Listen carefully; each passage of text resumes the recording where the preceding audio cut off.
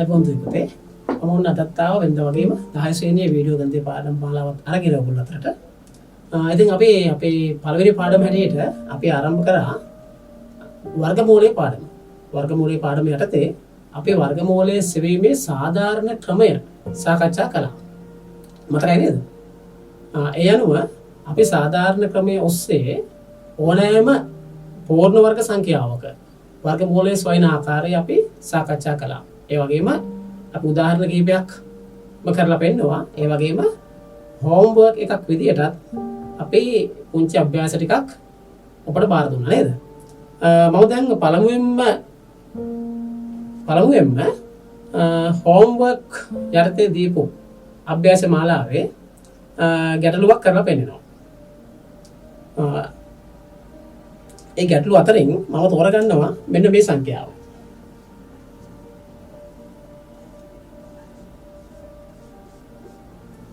29241 වර්ගමූලය. 29241 වර්ගමූලය. දැන් අපි බලමු. මොකද්ද ඉස්සෙල්ලාම කරන්නේ පළවෙනි පියවර විදියට අපි කරන්නේ අග සිට මුලට සංඛ්‍යා යුගල් වශයෙන් වෙන් කරනවා. අග සිට මුලට. එතකොට මොකද්ද වෙන්න ඕනේ? ලියනවා. මෙන්න මේ ආකාරයට යුගල් වශයෙන් වෙන් වෙනවා. එතකොට ඉස්සෙල්ලාම අපිට ලැබෙනවා 2. දැන් 2 කියන සංඛ්‍යාවත් එක්කලා අපි ඊළඟට බලනවා 2ට ආසන්න පූර්ණ වර්ග සංඛ්‍යාව මොකක්ද? 2ට ආසන්න පූර්ණ වර්ග සංඛ්‍යාව වෙන්නේ 1. එකේ වර්ගමූලය වෙන්නේ 1මයි. එහෙනම් අපි 1 මෙන්න මේ ආකාරයෙන් ලියනවා. 1 වැඩි කිරීම 1 1යි. ඊට පස්සේ 2කින් එකක් අඩු කරනවා 1යි. ඊළඟට මොකද කරන්නේ? ඊළඟ සංඛ්‍යා යුගලය. මෙන්න මේ 92 අපි මෙතන ළඟින් ලියා ගන්නවා. හොඳයි ඊළඟ පියවර බලමු. මොකක්ද ඊළඟ පියවර? මෙතන 1 තියෙනවා. මෙතනත් 1 තියෙනවා. 1යි 1යි එකතු කරලා 2යි කියලා මෙන්න මෙතනින් සටහන් කරගන්නවා. ඊළඟ පියවර. මතකයිද ඊළඟ පියවර? ඊළඟ පියවර විදිහට අපි කරන්නේ මෙතනටත් සමාන සංඛ්‍යා යොදනවා. සමාන සංඛ්‍යා යොදලා මේට ආසන්න සංඛ්‍යාවකට හෝ මේ සංඛ්‍යාවට ආසන්න ගුණිතයක් අපි අරගන්නවා. අපි ගත්තොත් මෙතනටත් 7 මෙතනටත් 7. ඊළඟට දැන් 27 වරක් 7 අපි ගුණ කරලා බලනවා. 27 වරක් 7 කීයද? 27 වරක් 7 189යි කියලා එනවා. දැන් ඊළඟට 192කින් 199 අපි අඩු කරනවා. එතකොට කීයද එන්නේ? 3. ඊට පස්සේ ඊළඟ පියවර මොකද්ද? ඊළඟ සංඛ්‍යා යුගලය අපි මෙතනට අරගන්නවා. ඒ කියන්නේ 41. හොඳයි. අවසාන පියවර වන්නේ මොකක්ද? මෙතන තියෙනවා 27, මෙතනින් තියෙනවා 7. අපි ඊළඟට මේ 27ට මෙන්න මේ 7 එකතු කරලා බලනවා. 27යි 7යි එකතු කරලා බලන්න කීයද? 27යි 7යි 34යි. ඊළඟ පියවර. නැවතත් මෙතන කරා වගේම මෙතනට සංඛ්‍යාවක් දාලා ඒ සංඛ්‍යාව මෙතනට දාලා ගුණ කරලා බලනවා මෙන්න මේ සංඛ්‍යාව හෝ ඒ ආසන්න සංඛ්‍යාවක් ලැබෙනවද කියලා.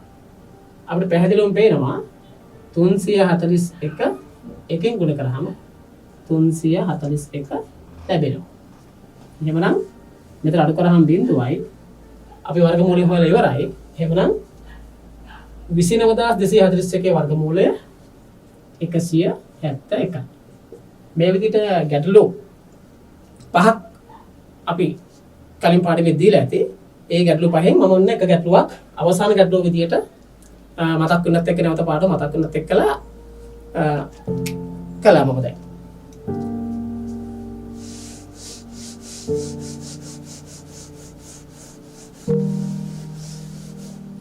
හොඳයි.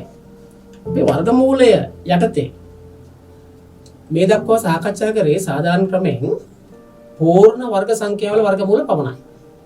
පූර්ණ වර්ග සංඛ්‍යාවල වර්ගමූල පමණයි. මම මුලදීම කිව්වා මේ සාධාරණ ක්‍රමයේ යටතේ ඕනෑම සංඛ්‍යාවක පූර්ණ වර්ග නොලැබෙන සංඛ්‍යාවක උනත් අපිට වර්ගමූලය මේ ක්‍රමයේ ඔස්සේ පහසුවෙන් සොයා ගන්නට පුළුවන් කියලා. අපි බලමු ඊළඟ පියවර වශයෙන් අපි බලමු පූර්ණ වර්ගය නොවන සංඛ්‍යා කිහිපයක වර්ගමූලය සොයන ආකාරය. මම තෝරගන්නවා පළමුවෙන්ම 325. 325 කියන සංඛ්‍යාවේ වර්ගමූලය. 325 වර්ගමූලය අපි හොයනවා නම් මේක පූර්ණ වර්ග සංඛ්‍යාවක් නෙවෙයි. ඒ කියන්නේ මේකට පූර්ණ සංඛ්‍යාවක් අපි ඉස්සෙල්ලා කරපු ගැටළු වල වගේ පූර්ණ වර්ග සංඛ්‍යාවක් අපිට ලැබෙන්නේ නැහැ. ඒ කියන්නේ උත්තරයට පූර්ණ සංඛ්‍යාවක් ලැබෙන්නේ නැහැ. දශම සංඛ්‍යාවක් තමයි ලැබෙන්නේ. ඒකත් අපිට ඉස්සෙල්ලා වගේම කරන්න පුළුවන්. ඒ විදිහටම කරන්න පුළුවන්. පුංචි වෙනසක් තියෙනවා. ඒ පුංචි වෙනස මොකක්ද කියලා අපි බලමු උදාහරණයකින්. මම එහෙනම් ඉස්සෙල්ලා වගේම 325 මේ ආකාරයට ලියනවා. එහෙම ලියලා කලින් කරා වගේම කලින් පියවරේ කළා වගේම මේ වගේ මෙදිබි ලකුණක් දාලා ඊට පස්සේ අග සිට මුලට යුගල් වශයෙන් වෙන් කරනවා. එතකොට අපිට ලැබෙනවා මුලින්ම 3 ලැබෙනවා ඊට පස්සේ 25 ලැබෙනවා. කලින් පියවරම අනුගමනය කරනවා. මෙතන තියෙන 3ට ආසන්නම තියෙන පූර්ණ වර්ග සංඛ්‍යාව අපිට මතක තියෙනවා. කීයද? 1. ඒ වගේම එකේ වර්ගමූලයත් අපි දැනන් තියෙන්න ඕනේ. එකේ වර්ගමූලය වෙන්නේ 1. එහෙමනම් අපි මෙතනට 1යි කියලා මෙහෙම දානවා. මෙතනටත් 1යි කියලා මෙහෙම අපි දානවා. දැන් එක් වරක් 1 ගුණ කරනවා. එක් වරක් 1 1යි. ඊළඟට 3න් එකක් අඩු කරනවා 2යි. එතකොට එනවා මේ 25 මෙතනට ආවම 225. ඊළඟ පියවර මොකද්ද? අර වගේමයි 1යි 1යි එකතු කරනවා 2යි. දැන් මොකද්ද අපි කරන්නේ? දැන් අපි කරන්නේ ඉස්සෙල්ලා වගේම මෙතනට සහ මෙතනට එකම සංඛ්‍යා දාගෙන ගිහිල්ලා අපි ගුණ කර බලනවා මේකට ආසන්න සංඛ්‍යාවක් එනවද? මේ සංඛ්‍යාව හෝ මීට ආසන්න සංඛ්‍යාවක්. මෙතනට මේ විදිහට අපි 1 දැම්මොත් 21 වරක් 1, 2 දැම්මොත් 22 වරක් 2, 3 දැම්මොත් 23 වරක් 3, 4 දැම්මොත් 24 වරක් 4, 5 දැම්මොත් 25 වරක් 5, 6 දැම්මොත් 26 වරක් 6, 7 දැම්මොත් 27 වරක් 7, 8 දැම්මොත් 28 වරක් 8. මම මෙතනට 8 යොදලා බලනවා. 28 වරක් 8. 28 8ෙන් ගුණ කරාම අපිට ලැබෙනවා පිළිතුර වශයෙන් 224යි. 224යි. දැන් ඔන්න අපි 225න් 224 අඩු කරනවා. එකක් ලැබෙනවා. මෙන් ඉදිරියට යන්න අපිට දැන් මෙතන වෙන සංඛ්‍යා නැහැ. වෙන සංඛ්‍යා යුගල් නැහැ. ඒ වගේ වෙලට අපි මොකද කරන්නේ? මෙතනට අපි දශම තිත තියනවා. බලන්න. මේ 325 ඉස්සරහෙන් අපි දශම තිත තියනවා. දශම තිත තියලා මෙතන බිංදු දෙකක් දාගන්නවා. හැබැයි එක බිංදුවක් නෙවෙයි බිංදු දෙකක් දාන්නවා. දශම සංඛ්‍යා ඉස්සරහෙන් බිංදු කපවල තිබ්බත් වටක වෙනසක් වෙන්නේ නැහැ නේද? වෙනස් වෙන්නේ නැහැ නේ. ඒ නිසා අපිට බිංදු දෙකක් නෙවෙයි බිංදු 4ක් බිංදු 6ක් බිංදු 8ක් දාගත්තත් මේ 325 කියන සංඛ්‍යාව වෙනස් වෙන්නේ නැහැ. ඒත් එක්කම මතක ඇතුව කරන්න ඕනේ මෙතනින් දශම තිත තියෙනවා වගේම මේ බෙදලා උඩින් ආපු 8 ඉස්සරහනොත් දශම තිත අපි අනිවාර්යයෙන්ම තියන්න ඕනේ. ඒ වෙලාවෙම කරගන්න ඕනේ. මොකද මේ වෙලාවේ මේ වැඩේ කරගත්තේ නැත්නම් සමහරවිට අපිට ඔක අමතක වෙන්න පුළුවන්. අමතක වෙලා දශම තිත සමහරට වෙනස් වෙන්න පුළුවන්. ඒ නිසා මෙතනින් දශම තිත තියෙන හැම වෙලාවකම මෙතනොත් මතක ඇතුව දශම තිත තියන්න ඕනේ. හොඳයි. දැන් අපි කරන්නේ මෙන්න මේ බිංදු දෙක අරගන්නවා මෙතනට. එතකොට කීයද? 100යි. 100යි. ඊළඟ පියවර මොකක්ද? ඊළඟ පියවර මේ 28යි මෙන්න මේ 8යි එකතු කරනවා. 28යි 8 එකතු කරාම කීයද? 36යි. දැන් අපි ඉස්සෙල්ලා වගේම මෙතනට සහ මෙතනට එකම සංඛ්‍යාව දාලා ගුණ කරලා බලනවා. දැන් බලන්න මෙතන තියෙන 100යි නේද? මෙතනට එක දාව ගමන් මොකද වෙන්නේ? 361. 361 එකෙන් ගුණ කරාම වෙන්නේ 361. මේ 100 එනවද? 100ට වඩා විශාල සංඛ්‍යාවක් වෙන්නේ. නේද? ඒ වගේ වෙලාවට අපි පොඩි දෙයක් කරනවා. ඒ තමයි අපි මෙතනට බිංදුව දානවා. මෙතනට බිංදුව දානවා. මොකද බිංදුව දාන්නේ එක දැම්මොත් එහෙම මෙතනට එන්නේ මේ තියෙන සංඛ්‍යාව වල විශාල සංඛ්‍යාවක්. අන්න ඒ වගේ සංඛ්‍යාවක් ආපු වෙලාවට අපි කරන්නේ බිඳුව දාන එක. දැන් බිඳුව දැම්මම වෙනවා 360 වරක් බිඳුව. 360 වරක් බිඳුව කීයද? බිඳුවමයි නේද? බිඳුවමයි. 360ක් බිඳුවයි 100න් බිඳුවක් උණු කරාම 100යි. දැන් ඔන්න අපිට තවත් බිඳු දෙකක් අවශ්‍යයි. එහෙමනම් අපි තව කොමා දෙකක් දාලා මෙතෙන්ට තව බිඳු දෙකක් දාගන්නවා. මෙතනත් ඒ බිඳු එක ගන්නවා. දැන් මෙතන කීයක් තියෙනවද? මෙතන තියෙනවා දැන් 10000 වෙලා තියෙනවා. මෙතන තියෙන සංඛ්‍යාව 360 මෙතන තියෙන බිඳුව 360ට බිඳුව එකතු කරනවා. කලින් වගේමයි. වෙනස කරලා තියෙන මෙතන බිඳුවක් ඇවිල්ලා තියෙනවා. 360යි බිඳුවයි කියලා කියන්නේ එකතු කරාම 360මයි එන්නේ. අපි 360 මේ වගේ සඳහන් කරා. ඊට පස්සේ මෙතනට සංඛ්‍යාවක් දානවා මෙතන සංඛ්‍යාවක් දානවා දාලා අපි ගුණ කරලා බලනවා අපිට අදාළ සංඛ්‍යාව වෙනවද? මම මෙතනට දානවා 2. මෙතනත් දානවා 2. 3602 වැඩි කිරීම 2. වැඩි කරලා බලමු. එතකොට කීයක් එනවද? 7204යි. අපිට තවදුරටත් මේක අසුළු කරගෙන යන්න පුළුවන්. එහෙම නැතිනම් දශම ස්ථාන දෙකක් ඇවිල්ලා තියෙනවනේ. අපි දශම ස්ථාන දෙකකින් අතර කරනවා.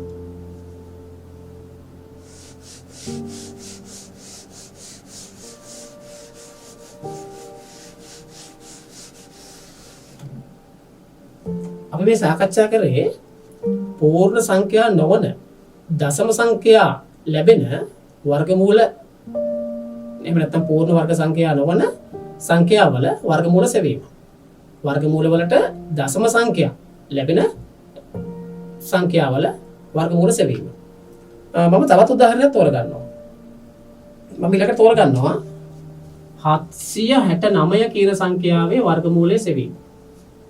769 කියන සංඛ්‍යාවේ වර්ගමූලය. කරුම් බලන්න.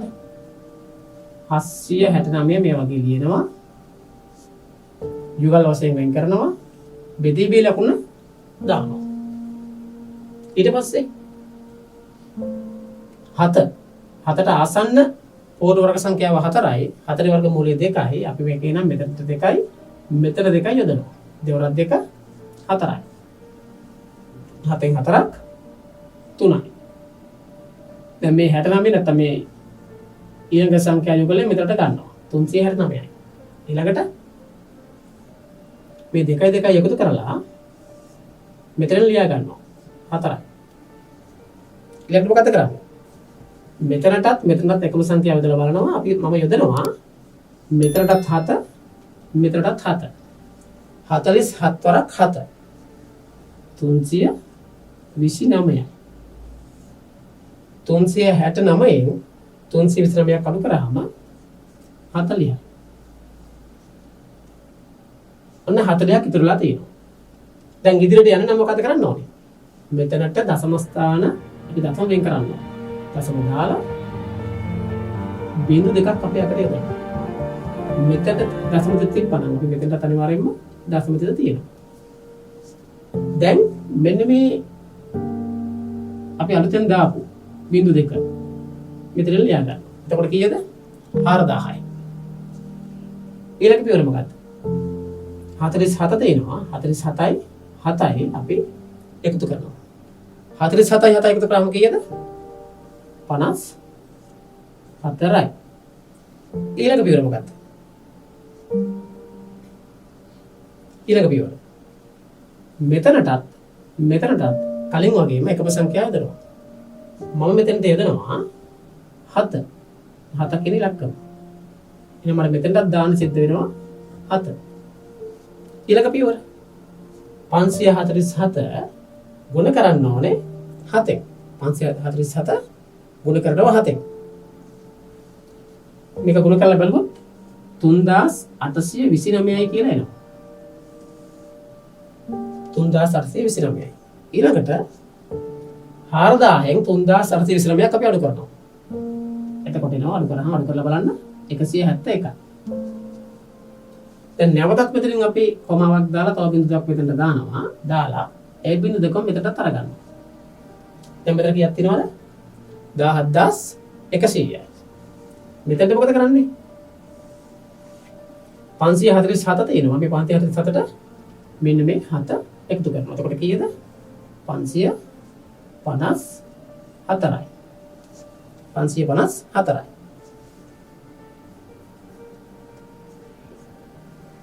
ඊළඟ පියවර ඉස්සෙල්ලා වගේ මෙතනට අපි මෙතනට සහ මෙතනට එකම ඉලක්කම දාලා වැඩි කරලා බලනවා. එහෙම දැම්මහම මම මෙතනට යොදනවා 3. එහෙනම් මෙතනට 3. 5543 වැඩි කිරීම 3. 16629. අපිට දැන් බලන්න මෙතන අපි ඇවිල්ලා තියෙනවා දශම ස්ථාන දෙකක්. දශම ස්ථාන දෙකකින් පිළිතුර නතර කරන එක හැම අතින්ම හොඳයි. ගොඩක් වෙලාවට අපිට විභාගෙදී අහන්නේ වර්ගමූලය හොයද්දී දශම ස්ථාන දෙකකට. දශම ස්ථාන දෙකකට සොයන්නේ. එහෙම නැත්නම් දශම ස්ථාන එකකට හොයන්න. අපිට දශම ස්ථාන එකකට හොයන්න කිව්වනම් එහෙම මේ පියවර යන්න අවශ්‍යත් නැහැ. එහෙනම් අපි 27.7න් නතර කරනවා. දශම ස්ථාන දෙකකට යන්න කිව්වනම් තවදුරටත් ඉදිරියට ගෙනහිල්ලා අපි මේ විදිහට 27.73 කියලා අරගන්නවා. අපිට තවත් අවශ්‍ය නම් තව පුළුවන් ඉදිරියට යන්න. නමුත් එහෙම අවශ්‍ය වෙන්නේ නැහැ. එහෙම අවශ්‍ය වෙන්නේ නැහැ. අපිට මෙතනින් නතර කරන්න පුළුවන්. පැහැදිලිද?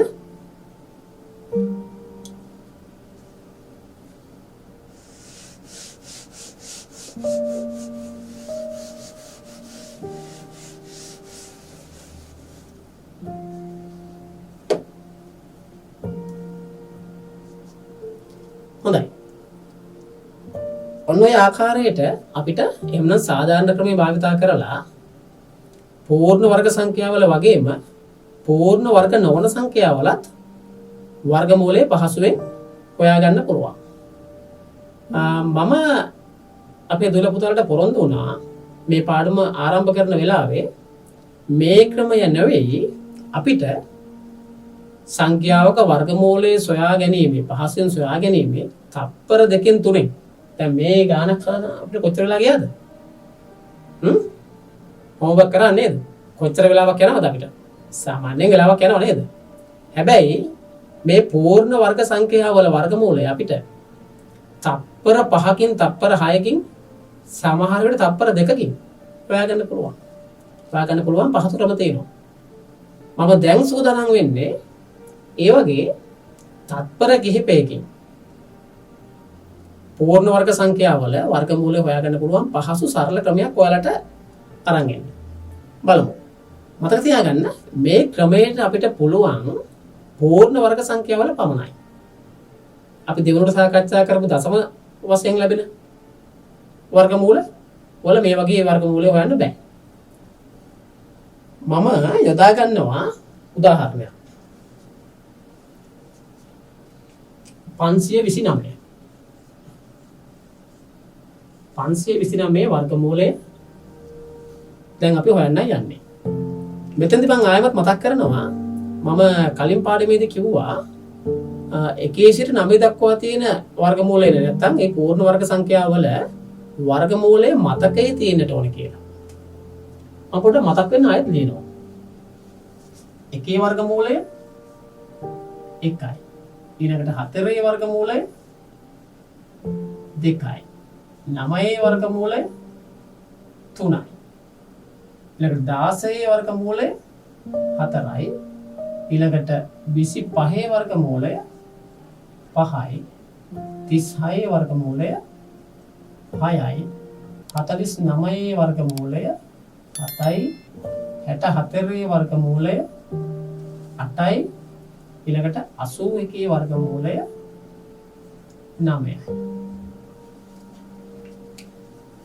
අපිට මෙතෙන්දි ඉස්සෙල්ලා ක්‍රමයේ වගේම මෙන්න මේ වර්ගමූල ටික මතකයේ තියෙන්න ඕනේ. ඒ කියන්නේ 1 සිට 9 දක්වා.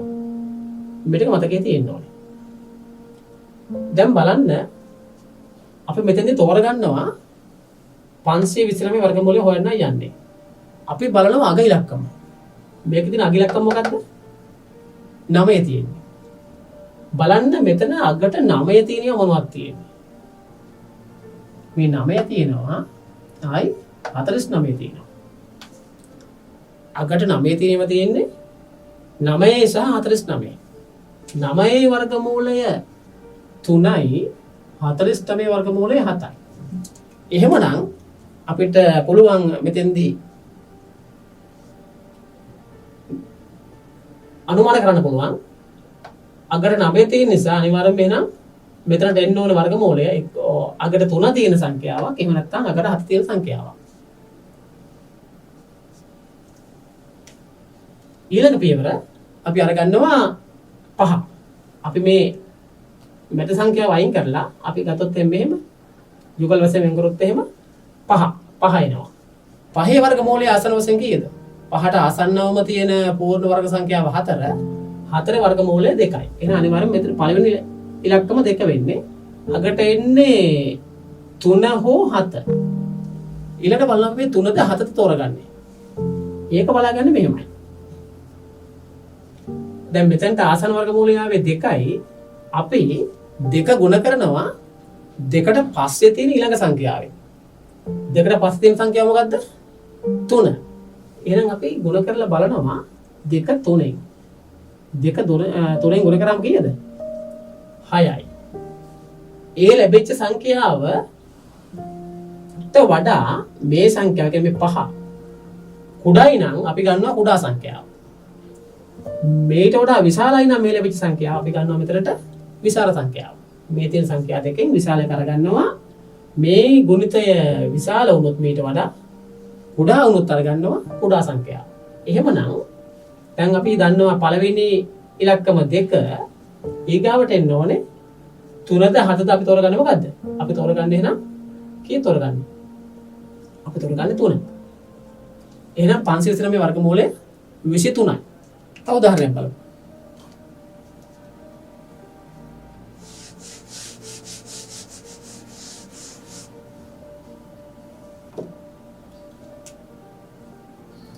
හොඳයි මම ඊළඟට තෝරගන්නවා 784 වර්ගමූලය. 784 වර්ගමූලය. මෙතන බලන්න අගට 4 තියෙන්නේ. බලන්න අගට 4 තියෙන සංඛ්‍යා 4 තියෙනවා ඊට පස්සේ 64 තියෙනවා. දැන් අගට 4 තියෙන සංඛ්‍යා ගත්තොත් එහෙම එක්ක එන්න ඕනේ 4 වර්ගමූලය නම් 2යි 64 වර්ගමූලය නම් 8යි. 2 හෝ 8 තමයි මෙතෙන්ට එන්න ඕනේ. ඊළඟට බලනවා පළවෙනි සංඛ්‍යාව. පළවෙනි ඉලක්කම 7. පළවෙනි ඉලක්කම 7ට ආසන්න පූර්ණ වර්ග සංඛ්‍යාව 4 වර්ගමූලය 2යි. එහෙනම් මුල් සංඛ්‍යාව අනිවාර්යයෙන්ම 2 වෙන්න ඕනේ. මුල් සංඛ්‍යාව 2යි අග සංඛ්‍යාව 8ද 2ද. 8ද 2ද. ඒක තෝරගන්නේ කොහොමද? 2 ගුණ කරනවා මෙන්න මේ අපි 2 ගුණ කරනවා 2ට පස්සේ තියෙන සංඛ්‍යාව. ඒ කියන්නේ 3. දෙවරක් 3. 6යි. ආපු උත්තරේ මේට වඩා අඩුයි. ඒ කියන්නේ මේක විශාලයි. මේක විශාලයි නම් අපි අනිවාර්යයෙන්ම මේක විශාලයි නම් අපි මොකද කරන්නේ? මේ දෙකෙන් විශාලය කරගන්න. එහෙනම් 2ට පස්සේ ලියාගන්නේ 8.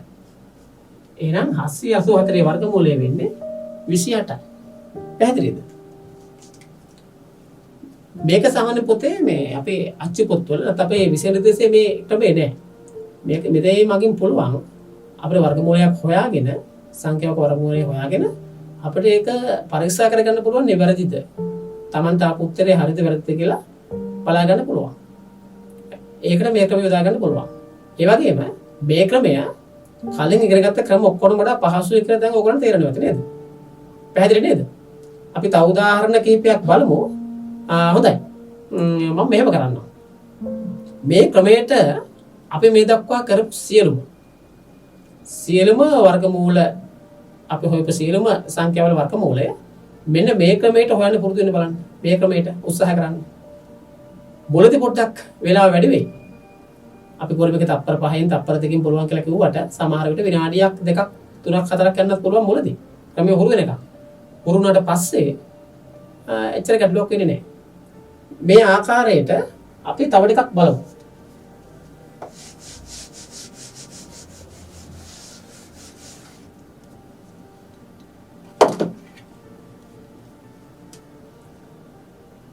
මම තවත් ගැටලුවක් කරලා පෙන්නන ඉක්මනට. ඊටාම කෙටි කාලෙකින් 1024 වර්ගමූලය හොයනවා. අකර තියෙන්නේ 4. 4 තියෙනවෙන් තියෙන්නේ අපිට 2 තියෙනවා. ගන්න පුළුවන් ආය 8 ගන්න පුළුවන්. 2 හෝ 8. මුලින් තියෙන්නේ 10යි. 10ට ආසන වර්ගමූලය කීයද? 3යි. 3 ගණු කරනවා 4යි. 3 වරක් 4 12. මේ ආපු සංඛ්‍යාවට වඩා මේ තියෙන සංඛ්‍යාව 10 කුඩායි. එහෙමනම් අපි ගන්නේ මෙතනින් මොකද්ද? කුඩාගේ. ඒ කියන්නේ පළවෙනි ඉලක්කම 3යි ඊළඟට තියෙන්නේ 2 8 2න් අපිට එකක් තෝරගන්න 3 වරක් 4 12යි මේක කුඩා නිසා අපි ගන්නේ 2 32. එහෙනම් 1024 වර්ගමූලය 32යි. මෙන්න මේ විදිහට අපි තවත් ටිකක් කරලා බලමු. අප දැන් දෙනවා පුංචි හෝම්වර්ක් එකක්.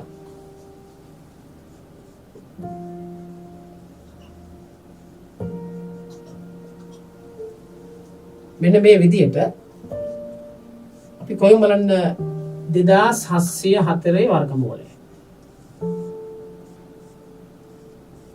ඊළඟට 3025 වර්ගමූලය.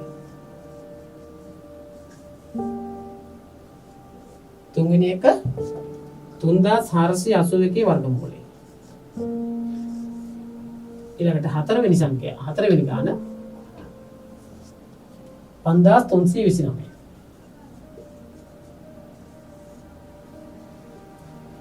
මෙන්න මේ සංඛ්‍යා හතරේ වර්ගමූලය හොයන්න කියලා මම දෙනවා හෝම්වර්ක් එකක් විදියට. මේ ක්‍රමයේ හොඳට පුරුදු පුහුණු වෙන්න. මේ ක්‍රමයේ හොඳින් පුරුදු පුහුණු වුණාට පස්සේ අපිට පහසුවෙන් ඕනෑම පූර්ණ සංඛ්‍යාවක වර්ගමූලය හොයාගන්න පුළුවන්. පූර්ණ වර්ග සංඛ්‍යාවක්.